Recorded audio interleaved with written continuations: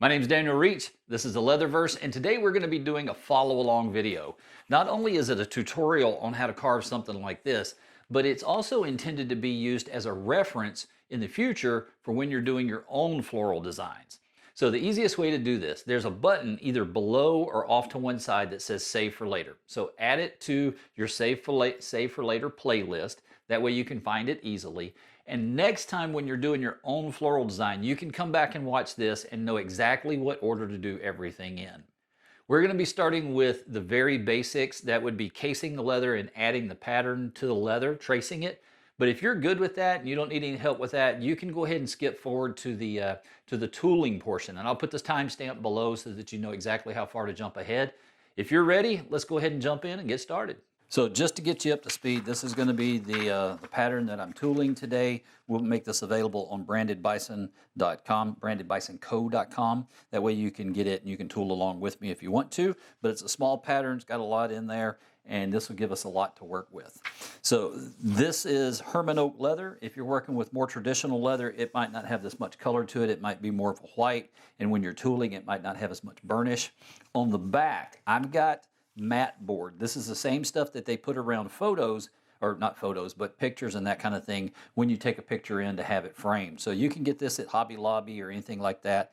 It usually runs between $7 and $12 for, a big sheet. I think I've got a 30 by 40 over there, and I bought it for like $12 or $14. So when I first case my leather, I'm going to go a little bit heavy with it because I want it to hold that moisture for a while, and I'm going to do it with a sponge. And what I'm looking for is I want that water to take about 1 to 2 seconds to soak in. Now that I've got the water on there and it started to case, I'm going to give it about 10 minutes. I'll come back once it's looking more like the color it was before. I want to keep checking it to make sure that it's got plenty of moisture. From here on out, if it needs moisture, I'm going to do it with a spray bottle instead of a sponge. That way it doesn't get too wet.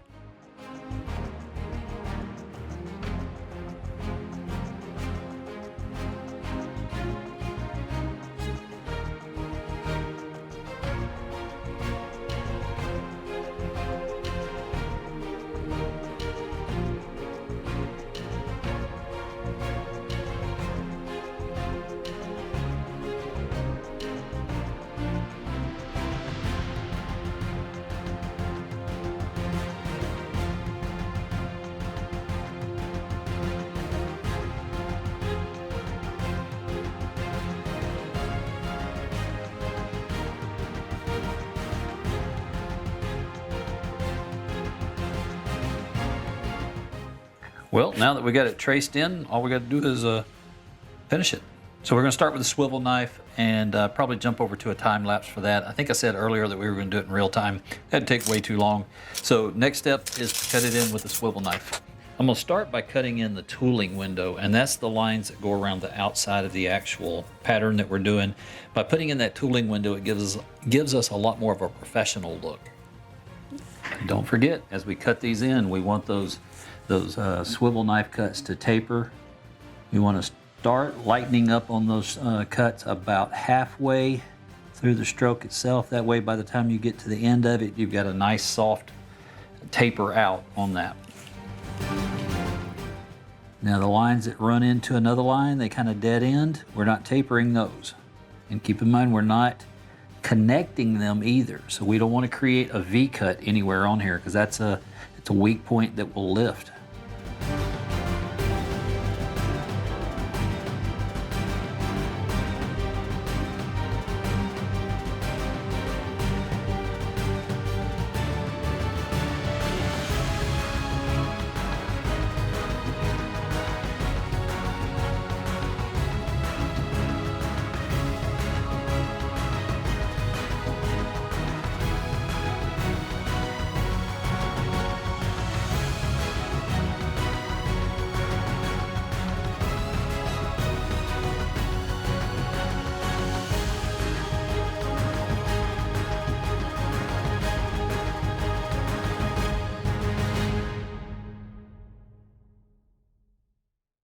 So now we're going to move over to beveling. I do my beveling just a little bit different than a lot of ones that you see out there.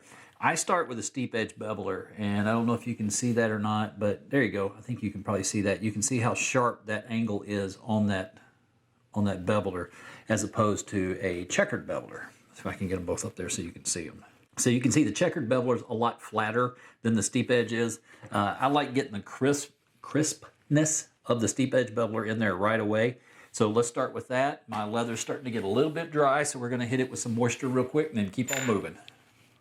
When I'm doing my steep edge beveling, I like for the leather to be a little bit wetter than what it might normally be for other aspects of tooling. If I'm trying to get definition, you know, like crisp edges, I like it to be just a little bit more damp. If I'm trying to get burnish or texture, then it needs to be a little bit more dry.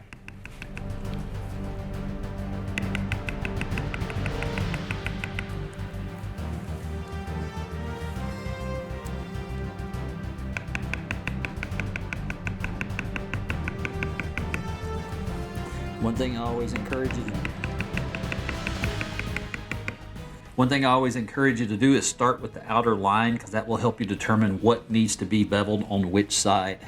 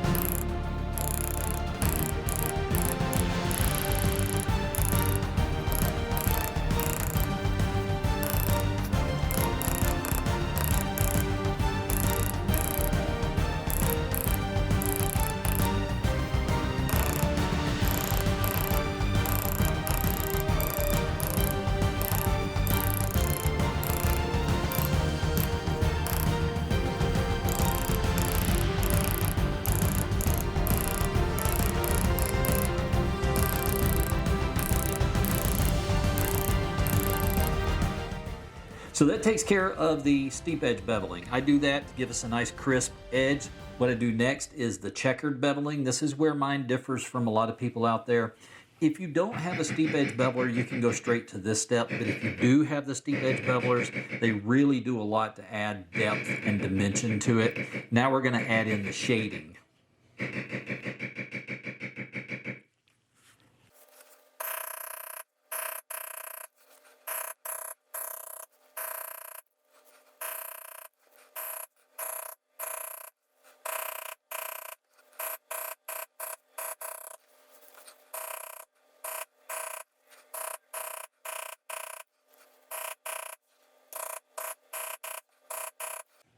So as I do the skinny part here, I'm going to tip my beveler up on its edge, on its toe, so that I kind of minimize its profile. I don't want to be flattening and squashing the whole thing. Just want a little bit of a shadow right up against that line. So I'm going to rock it forward. And just like I tapered my swivel cuts, I'm tapering my beveling.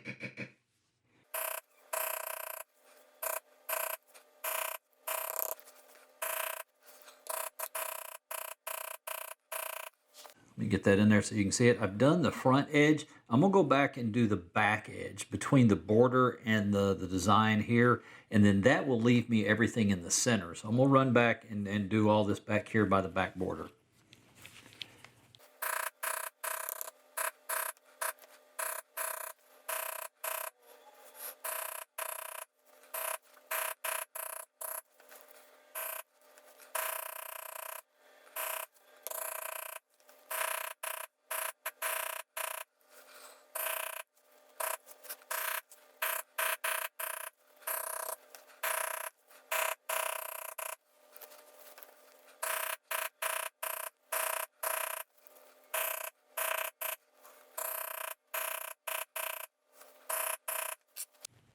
So now I'm done with the outside of it. I'm going to go back in and start working the center of it here. And what I'm looking for is areas that would naturally have a shadow.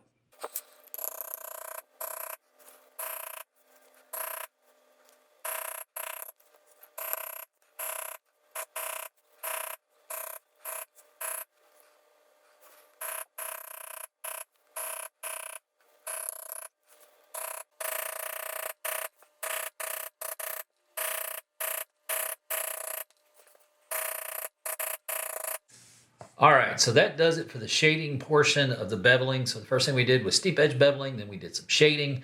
Now what I'm gonna do is I'm gonna go through and I'm gonna matte down the background within the floral design. I'm not gonna worry about all this up here yet. First thing I'm gonna do is go define all the background here.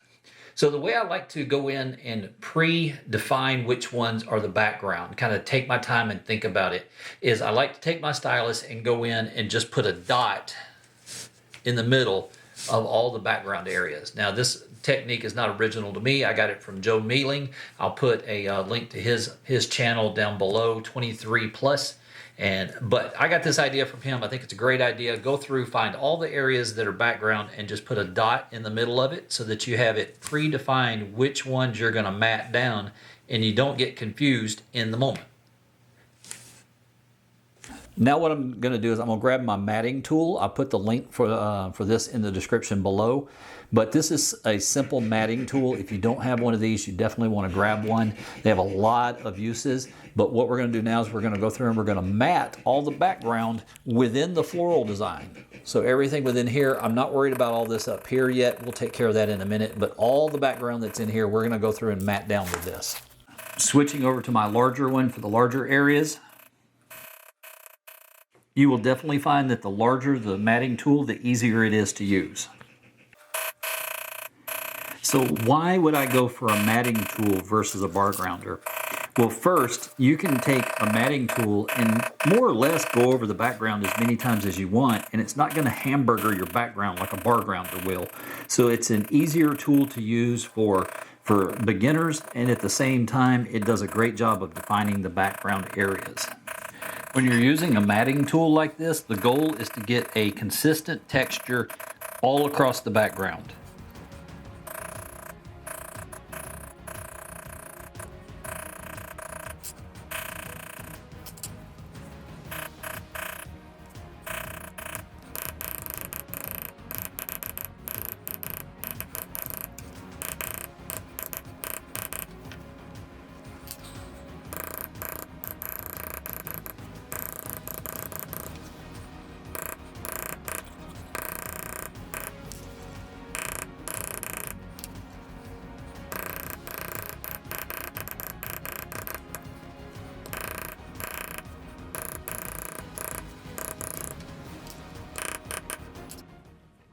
All right, so the backgrounding's done within the floral pattern. We still haven't done anything with this out here. We're gonna do that in a little while. I'm not gonna touch it just yet. The next step, what I would normally do would be lifting. So let's go ahead and do that. If you don't have a lifter, I'll put a link in the description below. It's not necessary, but it does add a lot of depth. If you don't have one and you need to skip to the next step, I'll put the timestamp on the screen now. That way you can jump ahead to the next step. All right, so this is the first lifter that we're going to use. Like I said, I'll put a link in the description for it. You can kind of see it in profile there. The idea is that this slips up and under the leather and it creates an undercut, which will also lift it, and it makes it look like the petals are standing up more off the leather. Now this is the first one we're going to use. I've got another one over here that has a much more narrow point on it. Let's see if I can get it so you can see it. There we go. And we'll use that one for the more narrow areas. So real quick, let me show you what I'm looking for. So like this right here, this is an inset curve. This is an outside curve. This is an inside curve. So what I'm looking for is areas that I can drop this tool down into. Let's see if I can get it so there's no shadow. So I'm gonna drop it down in there like that. I'll even do some of this, and I walk it. Not everybody's gonna walk it, but I tend to walk it because I wanna ease in and out of it.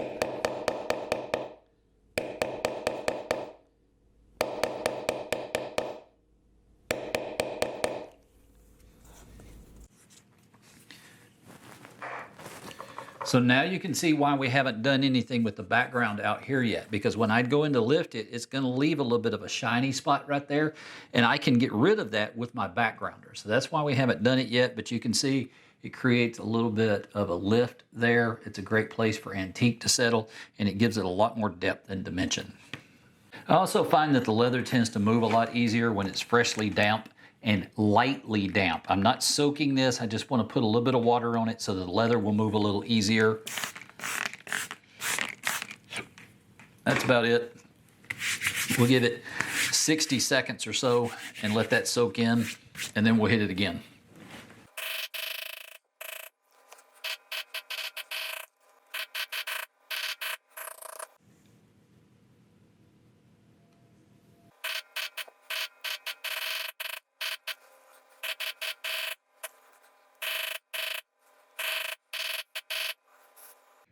Found a spot that needed to be beveled.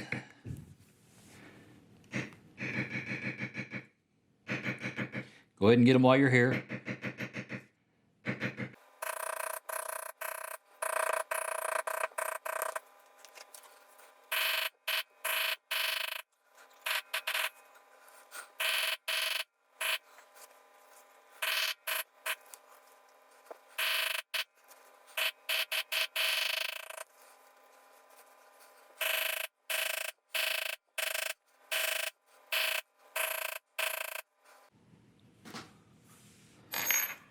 All right, there we go.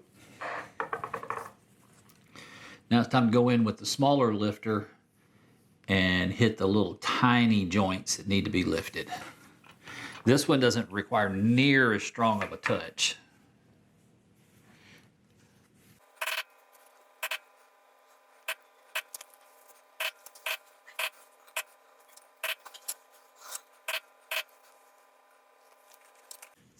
We did a steep edge beveler, we did our shading, we did our backgrounding, we did our lifting with both the large and the small lifters, and now what we're going to do is we're going to go in with the shader and start, or the pear shader, the thumbprint, and start adding in some dimension into the vine work itself. Now I like to use a thumbprint, which it's just more elongated.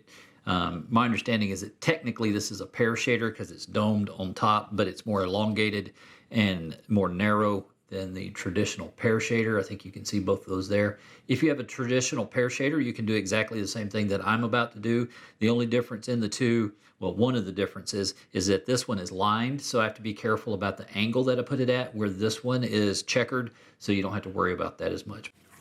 So as I do this, let me see if I can get to an angle where you can see this.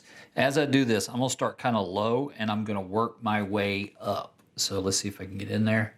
So I'm gonna start like right here, and I'm gonna work my way in, and I'm gonna be very careful to leave a little highlighted ridge around the edge of it.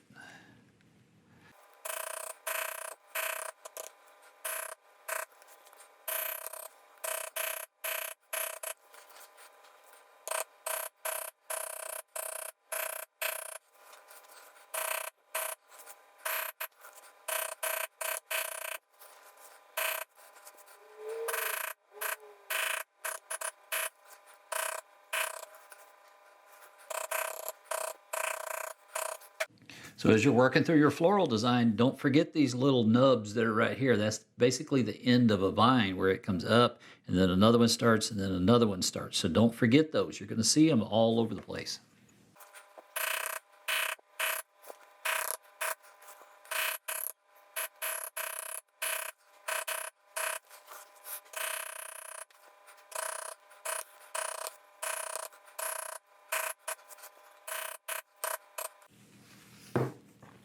As you start to work in the petals, let's see if I can get it there. There we go. As you start to work these in, there's a couple of things to keep in mind. One, we want that highlighted ridge around the outside. Number two, we want these to fade as they come out. We don't want them to stop hard. And number three, there's going to be a flower center in here. We want all of those to point towards that flower center.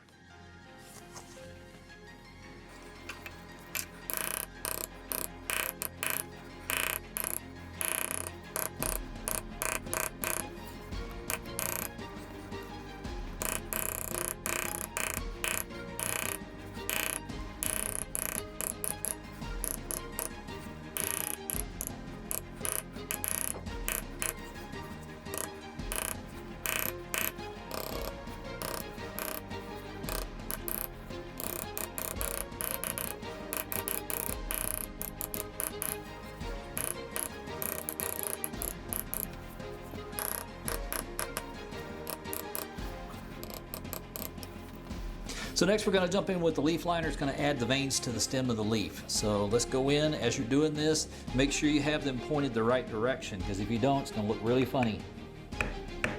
Just a light touch.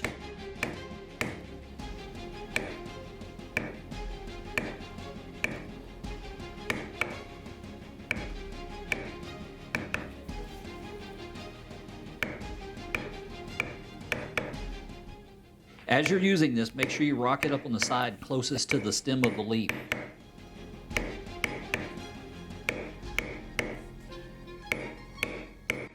If you have to, you can go over it more than once.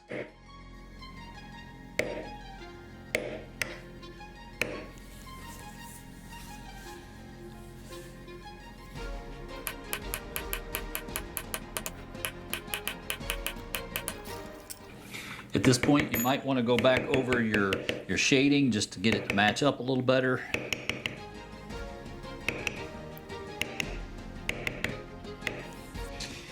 If you don't have a leaf liner, you can do it with a stylus. And what we're going to do is we're going to go in there with the sharper end of it, and we're just going to draw those in. And that actually can look really good even if you do have a leaf liner. I use this on maple leaves quite a bit.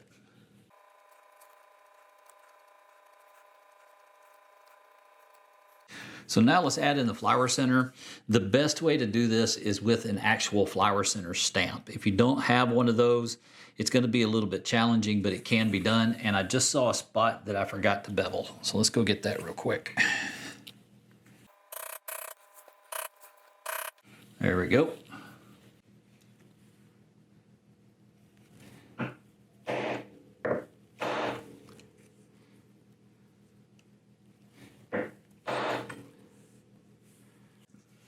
All right, so the next thing we're going to do is we're going to go in. I forget what this thing is called. I will put it in the description below. Let's see. It shades the center of a flower. It's called the center shader, dingus. Yeah, the name of it escapes me right now, but basically what we're going to do is we're going to add shading around the flower center so it makes it look like it has more definition and depth to it.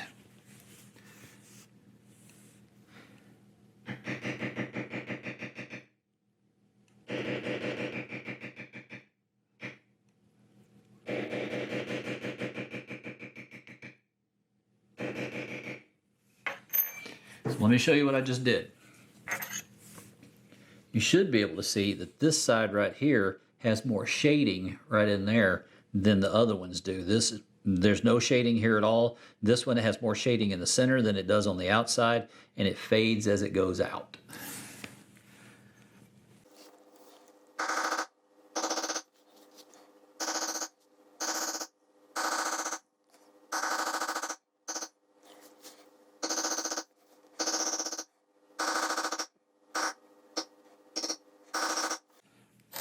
All right. So when you're done, it should look something like that. You'll notice that the center, but the darkest and longest part of that shadow is in the center of the petal, and it points towards the middle of that petal. There you go.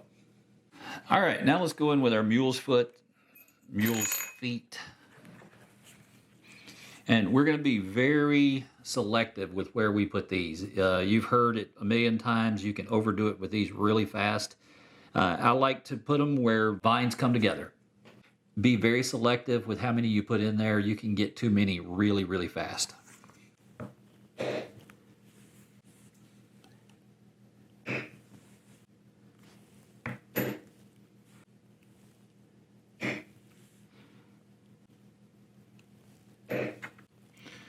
Looks pretty good. All right, let's go back in and do our decorative cuts. So we're going to start with the little seed pods right here. We'll just do a crosshatch on them.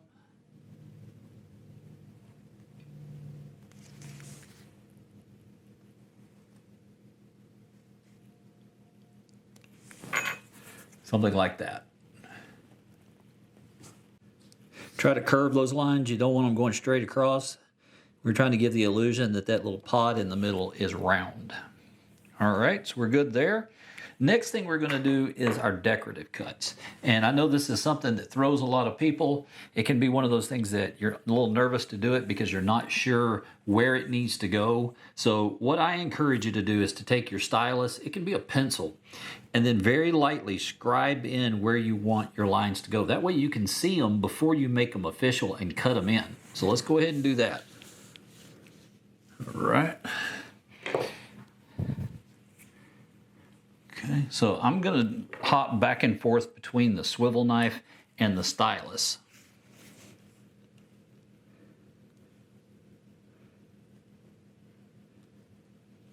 Remember to taper them, and they should all point the same direction. So if you've got 3 in a group, all 3 of those should point towards the same center point.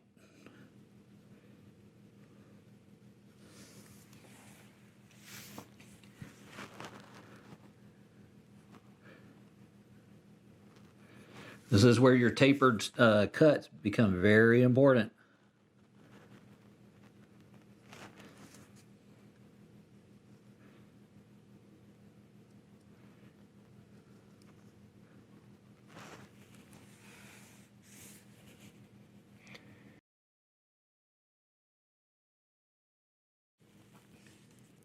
Something like that. Just keep them simple. They don't have to be fancy. Now let's do the decorative cuts on the leaf.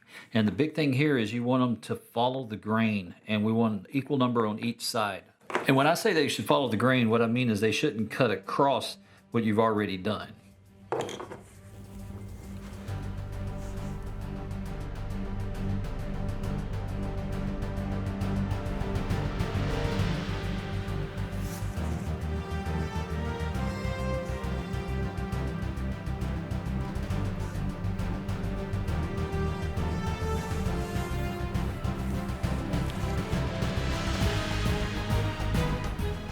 Now for the ones on the leaf, on the petals here, let's just keep them simple. Let's do 3 on each side. Keep in mind, they all need to point towards the same center point. They don't have to touch, but they do need to point to the same point. If you can get them to pull together at the very end, that's even better. There's one reason you want to go in with your stylus, so you can pre-plan these.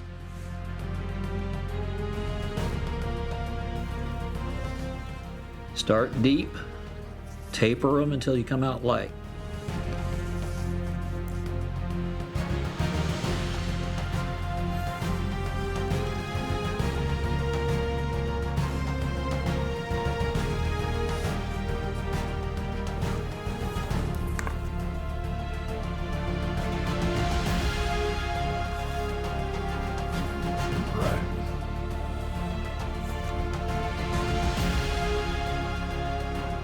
I forgot to put any kind of texture on that stem right there. So let's go ahead and do that real quick.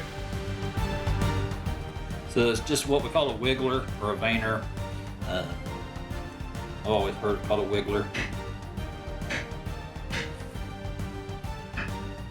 Going around the outside of the stem, make sure that as the stem curves, so do we. Fade them out as you get further down the vine. Little pod right there.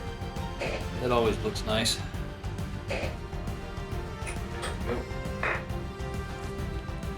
So I just caught one other thing that we forgot to bevel earlier, and that would be the border right here. So I'm gonna go back and I'm gonna bevel anything where the floral design touches the border.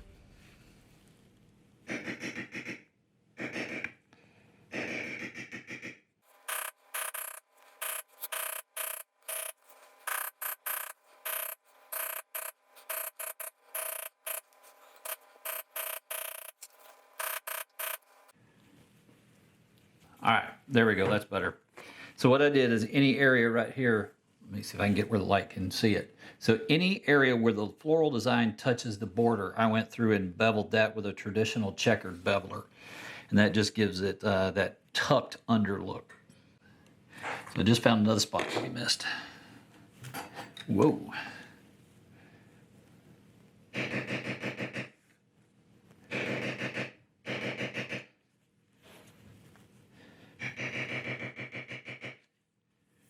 So this is where most people would stop, and it looks perfectly fine. I tend to take it one step further. I'm going to do one more round of steep edge beveling, and I'm going to do a round of cleanup. What I mean by cleanup, let's see if you can see right here. So that's a little spot where my lifter left a mark in the background. And did it right there too, a little bit right there. So after I go through and I steep edge bevel everything again, I'm going to come back and I'm going to clean up any of those marks that need to be removed. So let's do that real quick. The purpose of doing the steep edge beveling again is it gives it dramatically more definition. So let's get a good look at that, and then I'll do a before and after. Hopefully it'll show up on camera.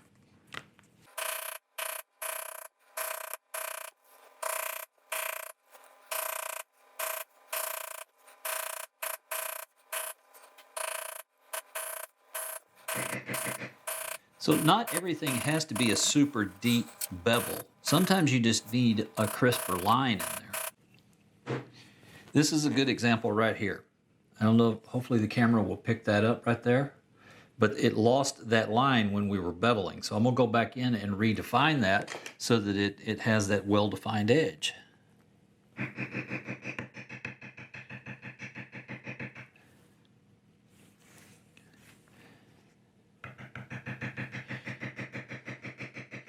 I'm still tapering my lines.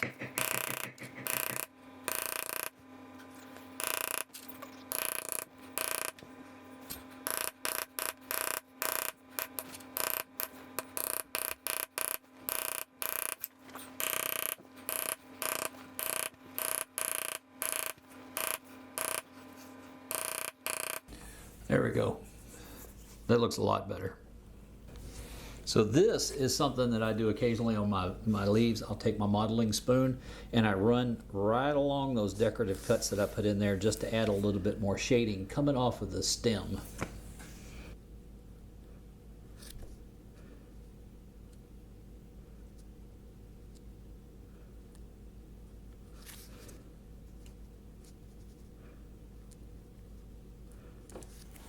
There we go. I like that.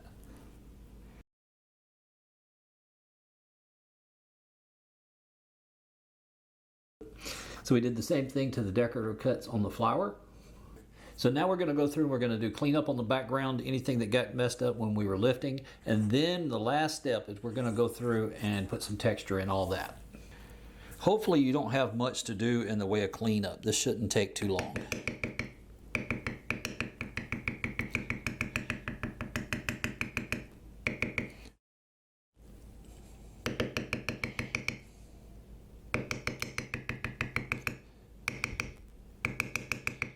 Now that we've got everything done, we want to go through and we want to add some texture to this.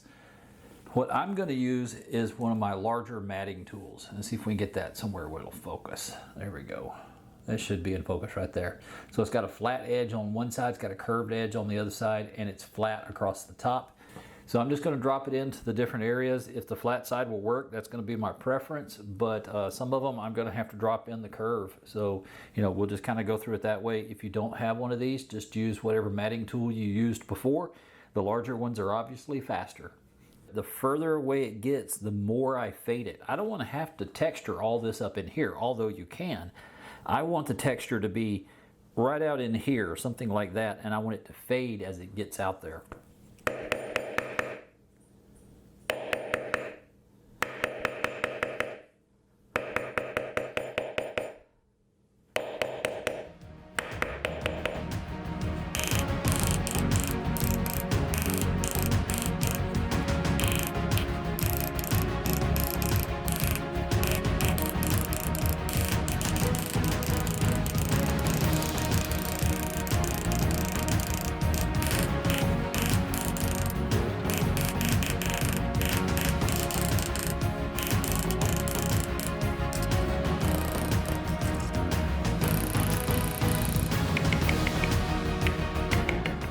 On the smaller, tighter areas, go back to your smaller matting tools if you need to.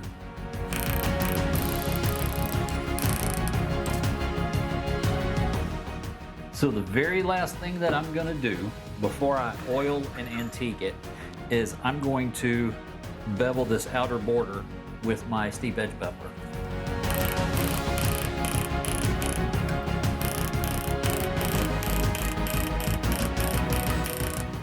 Now, as I get to the floral section, I'm just going to bevel the parts that have the background. I'm not going to work the parts that have the actual floral portion.